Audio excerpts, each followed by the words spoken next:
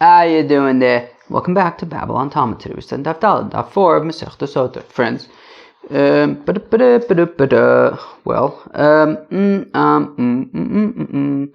at the beginning of the Daf, we kind of continue a shtickle from yesterday with the stira and tuma and kinoi stuff, shtickle. Well, actually, I guess we basically that's actually a whole bunch of today's Daf. And then we start getting into some Agadita kind of stuff. And I think we'll stop a little bit early because then it gets into this whole Agadita is about haughtiness, and that's going to go in for tomorrow for a while. So I'm thinking maybe we'll just stop a little bit early so we can get to that full Agadita tomorrow instead of breaking it in the middle. Yeah, friends, how's Masechta Sotah going? I feel like it's okay, right? It's like Gemara. It's nice. It's nice, right?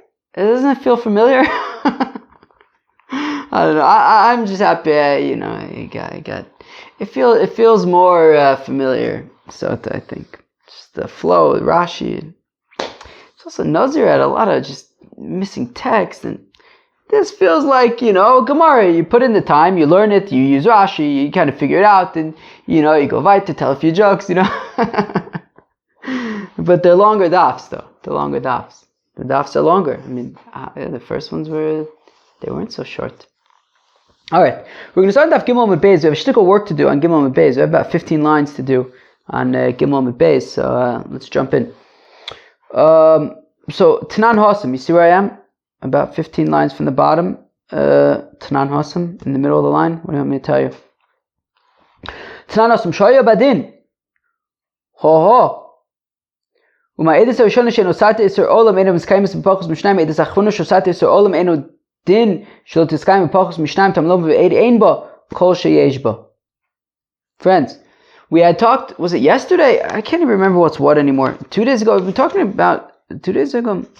talking basically since the beginning of Masechta Sotah about how, what do you need 2 witnesses for? What do you need 1 witness for? Machlokes Rabbi Eliezer and Rabbi Yeshua. Anyway, so we had talked yesterday about and also the day before about ve'ed einba when it comes to tuma, when it comes to testifying specifically in the case of Sotah, as we're going to see in a few minutes, that this married woman had an affair. So in the context of Sotah, 1 witness.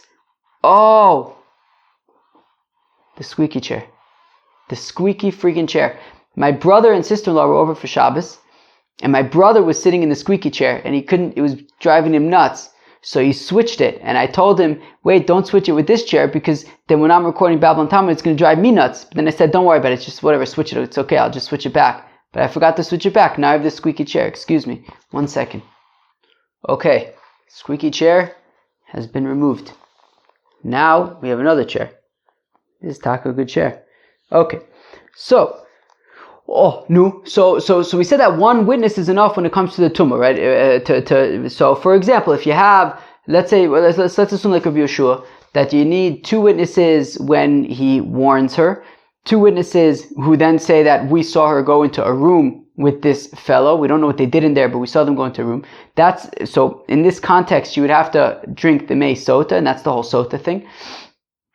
If now at this point 1 witness comes and says that, well, I know as for a fact that they actually had bia, so then she wouldn't drink the mei sotah anymore. Okay, so 1 witness is believed in that respect, and as we're going to see in a few minutes, that's specific to Sotah. If one, outside of the context of Sotah, if somebody just comes and says so and so's wife had an affair, we say, who are you? You need 2 witnesses. 1 witness is absolutely nothing. Okay. So Tanan Awesome. So we learn in a Mishnah. Where's the Mishnah? On Daf Lamed Aleph.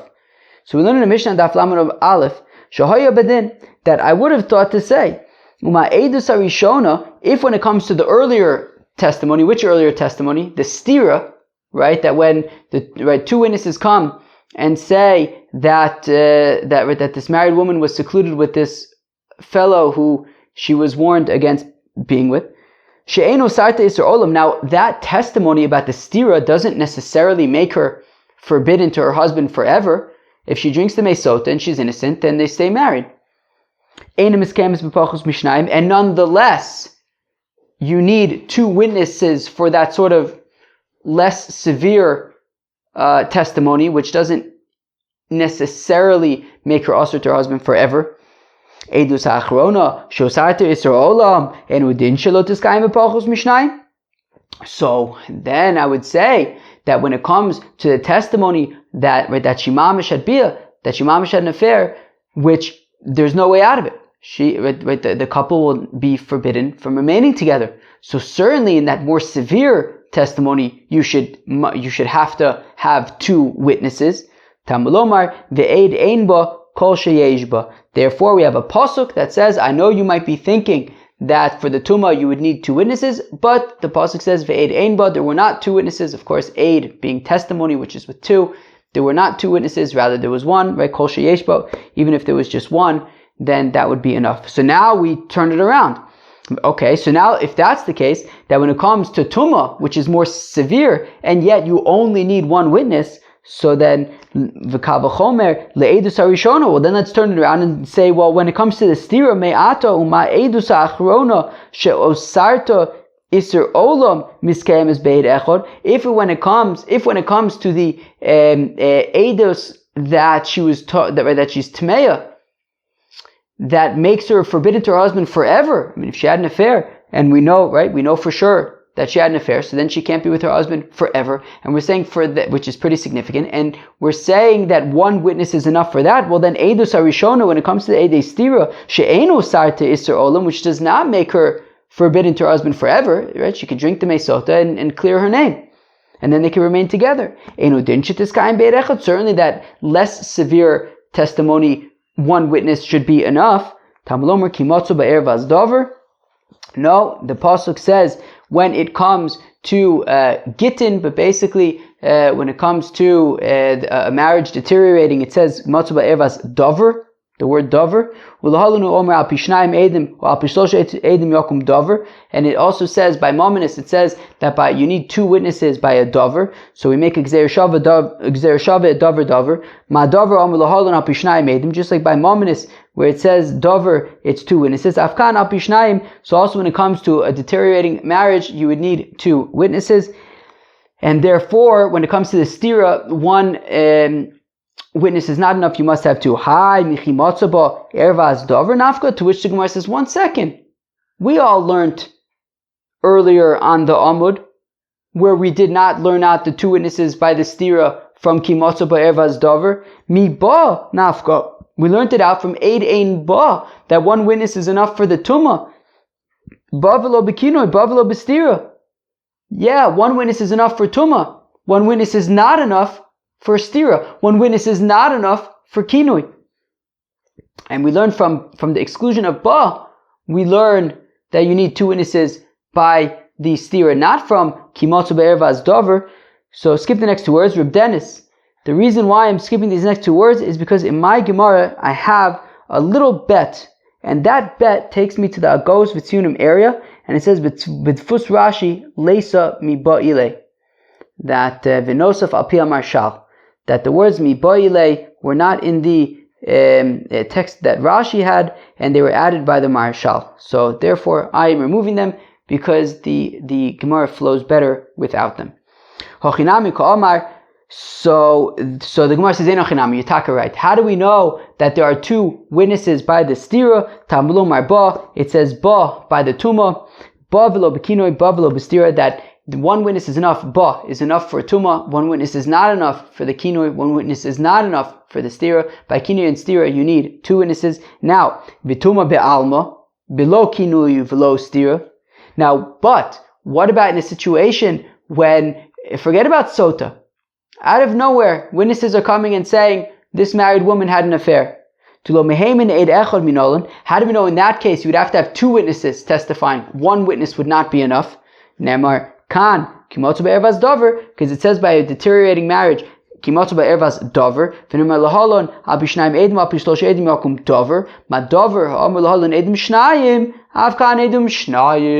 So just like when it says by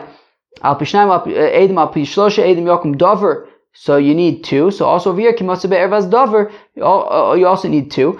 To say that in a situation, forget about Sotah, in a situation where where somebody wants to testify that a certain married woman had an affair, one witness would not be enough. You would have to have 2 witnesses, and that's where we learn the Gzeir Shav of Dover. Taner Rabbanan, the Rabbi said, Eizo hi Eidus Harishona. What's this Eidus Harishona, as we just explained a few minutes ago? That is the stira. Zo Eidus stira. Eidus Achrona. What's Eidus Achrona? Zo Eidus Tuma. This is the Eidus of Tuma. Now we get into Tuma Bia. Now we get into a discussion of what exactly is. Let's go weiter for a second. V'kamashir stira. How much time is this stira? Right, meaning how much time does this woman and other fellow who she's not allowed to be with, how much time do they have to spend in that room for it to be enough for us to say, hey, there's enough of a concern here, of a suspicion here that she needs to drink the Sotah? If they're in for 1 second, is that enough? Or, it has to be a certain amount of time. So now we're going to get into a bunch of different opinions, basically. We're going to give a whole bunch of different opinions. Then we're going to have a brisa, which jumbles up all the opinions, and we're going to have to, it's whatever. It is what it is. Okay, fine. Now, Makamashir stira.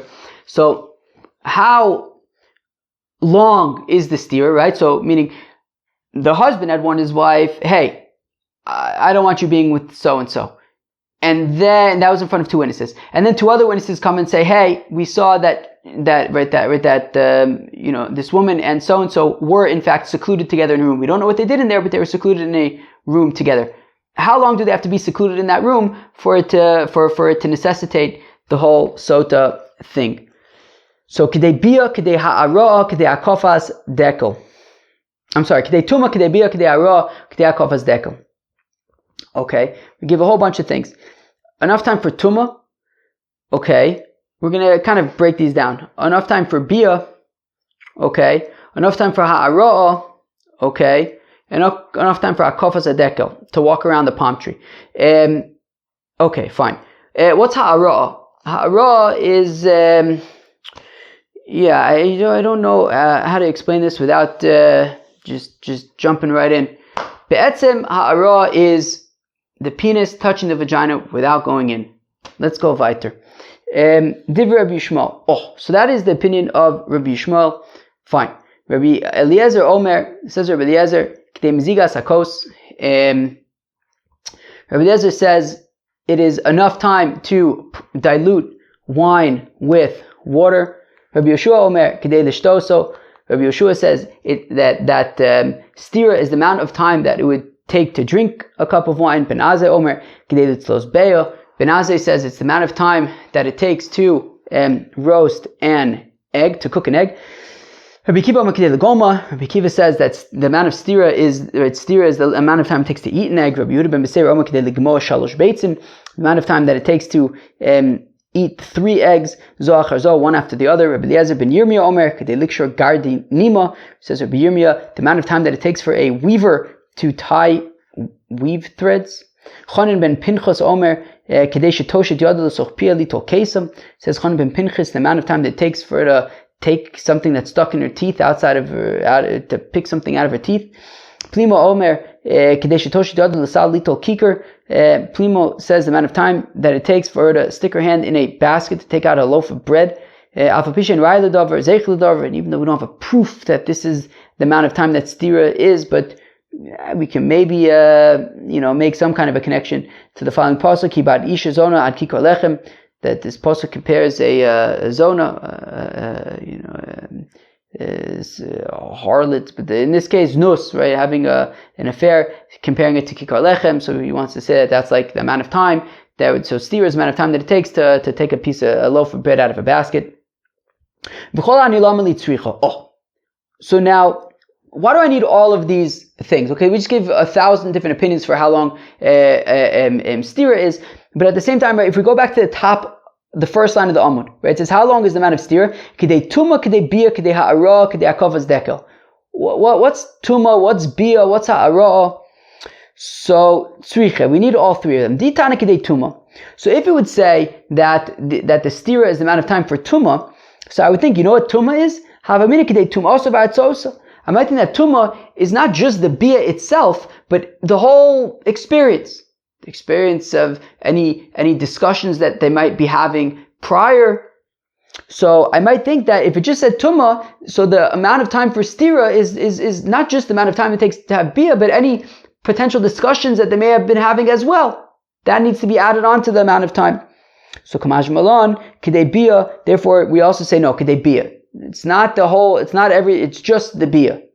Vitana Kidei Bia, and if you would say Bia, Havamina Kidei Gemar Bia. So I might think, the entire Bia, proper Bia, Kamash Malon Kidei Hara. No, it's only Ha'ara. It's only Nishikas Aver, as I explained earlier.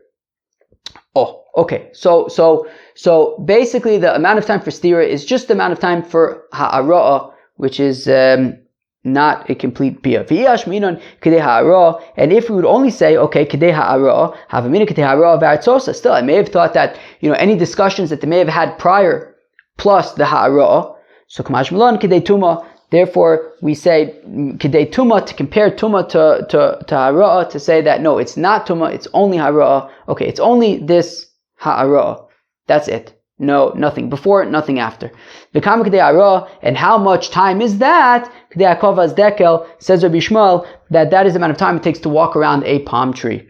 Fine. Now, friends, you ready?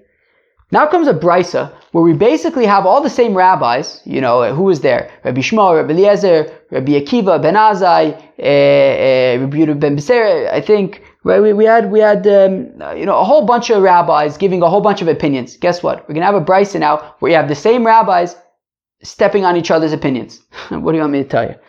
Viramini, we have a contradiction.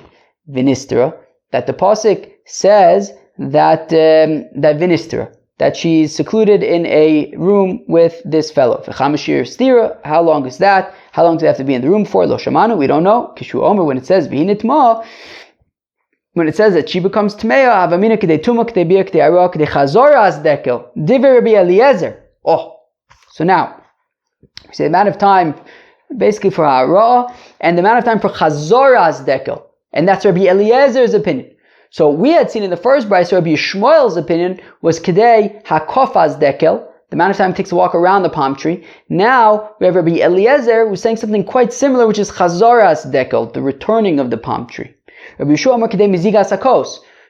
says the amount of time it takes to dilute wine with water, which of course is how they used to drink wine, right? The wine was very concentrated, and they would dilute it with water. Now the thing is, that was Rabbi Eliezer's opinion in the previous brisa. Ben Azai says the amount of time it takes to drink a cup of wine, which was Rabbi Yeshua's opinion in the first brisa. Rabbi Akiva Omer K'dei litzlos beya. Rabbi Akiva says the amount of time it takes to roast an egg, which was Ben Azai's opinion in the previous brisa. Rabbi Yehuda ben Beser Omer K'dei legoma, says Rabbi Yehuda ben Beser the amount of time it takes to eat an egg, which was Rabbi Akiva's opinion in the first brisa. So now we have to start trying to attempt to make some sense of these two brises that seem to be stepping on each other, and all jarbled and jumbled. Oh, so now, so initially we wanted to think that Hakovas Dekel and Chazoras Dekel are the Zel Bazach are the same thing. That the amount of time it takes to walk around the palm tree is the amount of time that it takes for this palm tree to return, whatever that means. We'll somewhat see in a minute. But the thing is, the problem with that is that Hosam Amar Rabbi Shmuel K'dei Hakovas Dekel. But the thing is that in the first brisa, Rabbi Shmuel had said that stira is the amount of time it takes to walk around the palm tree. Ufalig Rabbi Eliezer Ole. And Rabbi Eliezer argued with Rabbi Shmuel and said that it's the amount of time that it takes to dilute wine. Which means that Rabbi Eliezer and Rabbi Yishmael cannot be saying the same thing. Hacha, Rabbi Eliezer K'dei Chazar is Dekel. And here, Rabbi Eliezer, who argues on Rabbi Yishmael, is saying the amount of time this Chazar has Dekel. So if Chazar has Dekel and Hakov has Dekel are the Zel Bazach, the same thing, so then Rabbi Yishmael and Rabbi Eliezer are saying the same thing, and that can't be. They're arguing. So Amar Abaye, Hakofe Beregel Chazar Beruach. So says Abaye, no, there are different things. Hakofe is to walk around to circumambulate the palm tree, right? I think Dennis, we once had a discussion. I think you had shared that circumambulate is kind of antiquated. So the amount of time to walk around a palm tree, chazor beruach, whereas returning is in the wind. What does it mean returning is in the wind? It says, Ravashi asks, does it mean like if a branch blows and then comes back? Or maybe it means that it blows and it comes back, but until it settles? Teku, the Gemara says, ich weiß nicht. Now in the first brayso, Rabbi Eliezer said the amount of time that it takes to dilute wine with water. Now over here, he's saying the amount that it takes for this branch to return. So what is it? Is it the amount of times it takes to dilute wine, or the amount of time for the palm tree thing? So we say, look, they're both the same thing. Also, in the first brayso, Rabbi Yeshua said that the amount of time it takes to drink a cup of wine. Over here, he's saying the amount of time that it takes to dilute a cup of wine. So also, let's say that what Rabbi Yeshua's opinion is a combination of the two. That it's the amount of time that it takes to dilute plus drink the cup of wine. Why don't we say that the amount of time that it takes to drink a cup of wine, and the amount of time that it takes to dilute a cup of wine are the same thing? If so, then he'd be saying the same thing as Rabbi Eliezer. If he's saying that basically it's the amount of time it takes to dilute a cup of wine, that was Rabbi Eliezer's opinion in the first brayso, so it can't be that. It must be that it's the amount of time that it takes to dilute plus to then drink it.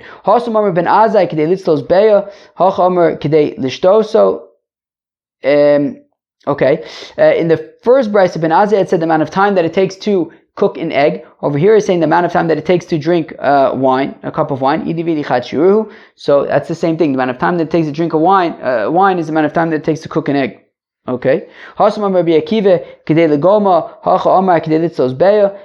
the first brayso, Rabbi Akiva said that it's the amount of time that it takes to eat an egg. Over here he's saying it's the amount of time that it takes to cook an egg. So let's say that no, Rabbi Akiva's opinion is actually a combination of both. The amount of time that it takes to cook and then eat an egg. Why don't we say that it's the same shear? Well, if so, then he's saying the same thing as Ben Azai, which is to cook an egg. In the first brayso, Ben Beseira had said the amount of time that it takes to eat 3 eggs, one after the other. Over here he's saying it's the amount of time that it takes to eat 1 egg. The Dvar Rabbi Akiva Ka'amar. So in the first brayso, when Rabbi Yehuda ben Beseira said that it's the amount of time that it takes to eat 3 eggs, he was really just responding to Rabbi Akiva.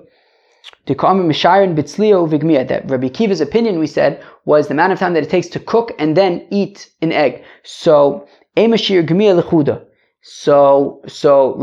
ben Beseira, who says in the first brayso the amount of time that it takes to eat 3 eggs, he's suggesting to Rabbi Akiva, how come you're saying the amount of time that it takes to cook and then eat an egg? Those are like 2 different actions, cooking and eating. How about this? Why don't you just say one action, eating, and say the amount that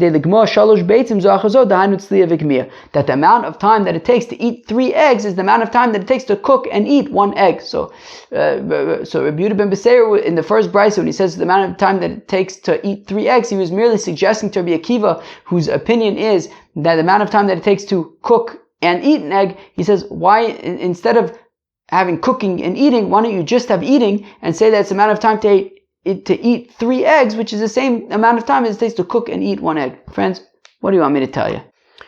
Now says the Gemara, Rabbi Eliezer ben Yirmiyah Omer Kedei Shikshur Garde Nimo. Also, so Rabbi Eliezer ben Yirmiyah, the amount of time that it takes for a weaver to tie up any threads that may have broken.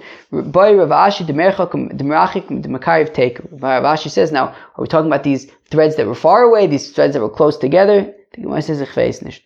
Chonin ben Pinchas Omer, Kedei Shetoshit Yod L'soch Pio Little Kesim.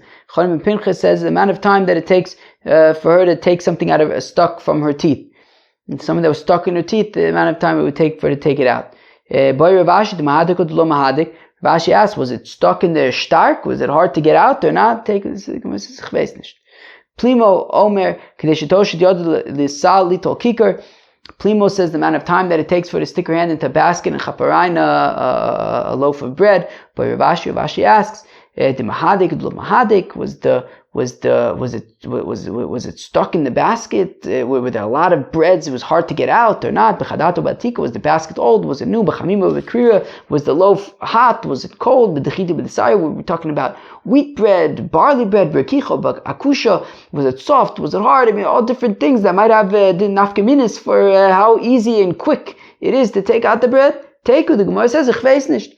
Amr B'Yitzchak Bar Yosef says a Yitzchak Bar Yosef Amr B'Yochanan Kol Echad Ve'echad Ba'atzmo Shir. Ho ho. So we had just listed a whole bunch of different shiurim for how long ha'ara is. Amount of time to pour a cup of wine, dilute wine, drink wine, cook eggs, whatever it might be. What are all these things? Well, every rabbi was basically talking from his own personal experience. So how long does it take him to do ha'ara? Takes this guy the amount of time to cook an egg, this guy to eat an egg. Alright, fine. Vayika ben Azeh lo nosiv. Shaila is, if they're all talking about personal experience, then why is Ben Azeh getting involved in the discussion? He wasn't married. Well, one opinion is that, well, he was married, but then he got unmarried. Or else he heard from his Rebbe. He was just quoting what he heard. Or you could say the secrets of the Eibishter to those who fear him. And therefore, a Talmud Chacham like Ben Azai doesn't actually have to have the experience in order to know. The Eibishter, if he needs to know, the Eibishter will make sure that he knows. Darash of Avire, Zimnin Omela, Mishmed Rab Ami, Vizimnin Omela, Mishmed Rab Asi, Rav Avire Darshan, sometimes he quoted Rab Ami, sometimes he quoted Rav Asi. Kol Ochel Lechem Below Netilas Yadayim, anybody who eats bread without doing Netilas Yadayim first, Ki Ilu Ba Al Isha Zona, it's as if he slept with a harlot. Shenemar, as the Pasuk said, Kibad Isha Zona Ad Kikar Lechem, that we have a Pasuk that compares a harlot with a bread. So we say if you eat bread without washing your hands, it's like you're sleeping with a harlot. Amarave, Hai Bad Isha Zona Ad Kikar Lechem, Bad Kikar Lechem Ad Isha Zona Mibaile. Rava points out that technically speaking, if you're saying that the order of events is that first you eat the bread without washing your hands, and then it's like you slept with a harlot, so it shouldn't be Kibad Isha Zona Ad Kikar Lechem. It shouldn't first talk about the harlot and then the bread. It should be fakert. It should be first the bread, right? If you eat bread without washing, and then it's like you're with a zona, comes after that. Elo Amar Rave, rather says Rave Kol Abali Shazona, anybody who sleeps with a harlot, the sof mavakesh ki kolechem. In the end, he's going to be begging for bread. Amar Zrika says Zrika Amar Eliezer Kol Amzazel B'netilas Yadayim Nekrom Min Ha'olam. Anybody who disrespects the washing of the hands, he will be uprooted from this world. Chaval. Amar of Chia Bar Ashi, Amar Rab, Ma'im Rishonim tzarich she'yabia yodav l'mayla, Ma'im achronim tzarich she'yashpil yodav l'mata. Very technical stuff, friends. This is of Chia Bar Ashi in the name of Rab, that when it comes to washing before you eat bread, you have to lift your hands upwards, whereas Ma'im achronim, when you wash your hands after your meal, tzarich she'yashpil yodav l'mata, you face your hands downwards. Let's go weiter for a second. Somebody washes his hands before eating bread. He needs to lift his hands upwards. Because we're concerned that maybe the water will go past your wrist and then come back on your hands and make your hands tummy. What does this mean? So, of course, the reason why we wash our hands before eating bread is because yadayim, right? Stam yadayim shniosein. That your hands are considered stam yadayim are considered the sheni l'tuma. So therefore, what we do is we wash our hands to basically get rid of the tuma before we eat bread. Now the concern is that when you wash your hands, explains Rashi, when you wash, it's very nice to be able to rely on Rashi. I mean, it wasn't so geschmack to have to say like the art scroll said. It's nice. We have Rashi, we have a Rishon, not just any Rishon, Rashi, Shlomi Yitzchaki. So anyway, so Rashi explains, well, because when you wash your hands before eating bread, so you wash twice for each hand.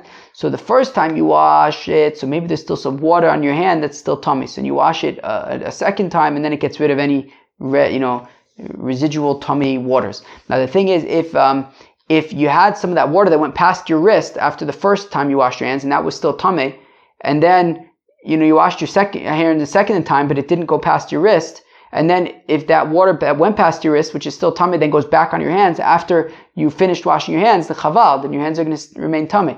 So therefore, if you just keep your hands upwards the whole time, so then there's no chance of any water that went past your wrist going back on your hands because of gravity. All right, let's go weiter. Omer Babo says Babo. Okay, and then my machronim kila at the end of the meal you don't have to worry about tumah anymore, so that's okay. Omer Babo says Babo kol ochel pas. Let me just make sure I didn't skip. I don't think I did. Anybody who eats bread below niguv yadayim without drying your hands first, right? So if your hands are still wet and then you eat the bread and it's disgusting, kilu ochel lechem tameh, it's like he's eating tameh, disgusting bread. Shneimar, as the pasuk says, "Vayomer Hashem, koch yochel b'nei Yisrael lachem tameh v'gomer." That the Eibishter says that so they will eat their bread in a state of tameh, and that means like disgusting, and therefore we don't. So don't do it. Okay. Umay ve'eshes ish nefesh yikar tatzud. What does it mean that a is this? Oh, interesting. Oh, so already now we get into this whole gasus ruach thing. Should we stop here? Maybe let's stop here. This gets into this like whole gasus ruach thing. It's a little bit early in the daf, but this way I guess we'll do the haughtiness, the whole haughtiness sugya we'll do tomorrow. Let's do that. Oh my gosh, that means tomorrow's going to be a big daf. What's tomorrow? Monday? Okay. So it'll be a big daf. Friends, can you handle a big daf tomorrow? What do you say? Can you handle a big daf tomorrow? Why not? Yeah, we'll do all of the haughtiness stuff together. Friends, that was daf dal of Masechta Sotah. Okay, besides, I don't know, at the beginning of the daf we were still talking about like how many witnesses you need for stuff. But one interesting thing at the end there was that we learned that when it comes to regular edus about an eshes ish, you would need 2 witnesses. One would not be enough. And then we had about 1 million different opinions about how long this fellow and fella would have to be secluded for in order to kick off the whole Sotah thing. Yeah, that was Betzim Daf Daled of Masechta Sotah. Hope you enjoyed. Peace out.